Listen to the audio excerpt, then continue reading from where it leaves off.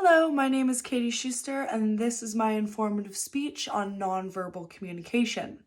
The title of my speech is Speaking Volumes in Silence.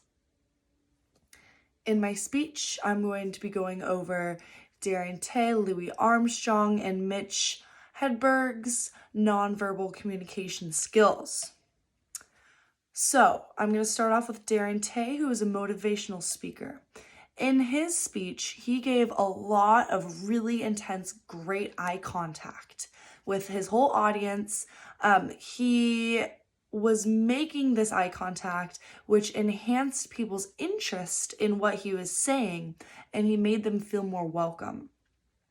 Also, with his body language, he was often crouching at a level which the audience found more comfortable and more amusing in some sentences that he was giving.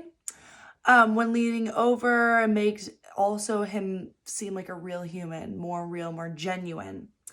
And he also had really good hand gestures that were enhancing certain words and certain phrases that he wanted people to really capture onto. Also, I believe his use of the prop of the underwear was hilarious, an amazing tension getter, definitely helped push across what the point of his speech was.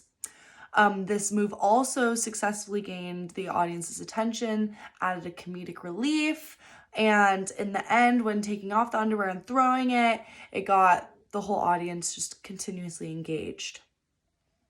Okay, so now that I've gone over how Public Speaking Champion uses his nonverbal language, I will explore how Louis Armstrong uses his. Louis Armstrong, as you know or should know, he is a very famous musician. He obviously loves his music, and that is what is shown in his nonverbal communication. When playing and singing, he's smiling, which is bringing the mood up of the people watching. I find myself smiling while watching him perform.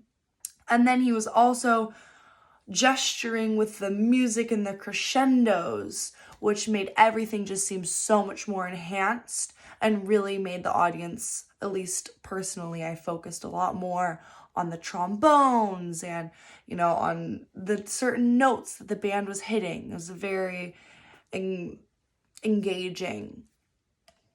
So now from one performer to another, I will go from Louis Armstrong, and now I'm going to discuss Mitch Hedberg's comedy.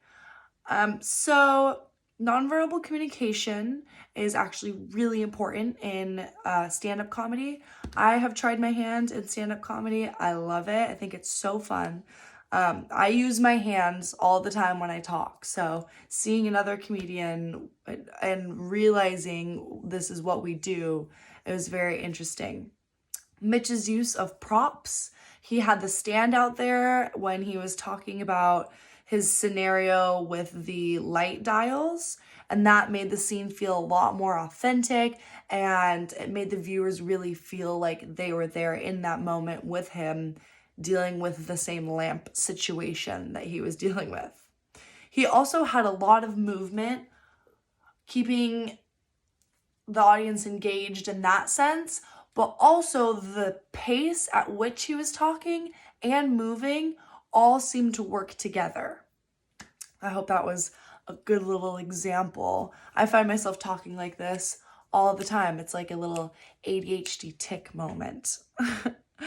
His movement could have been distracting, but I saw it as more of an assistance to the flow, the delivery of all of his short little snippets of jokes and skits. So watching how comedians use nonverbal language is a great way to understand its effects, like what I just said: flow, pace, prop use. Everyone across the board uses them really well in these examples that we were given. So I reviewed how the comedian, the musician, and the inspirational speaker use their body language and how it assists with proving all of the points that they're given. I've always been able to somehow capture the audience. I think I better understand why now, because I not only am talking loudly with my voice, but also with my body language. Thank you.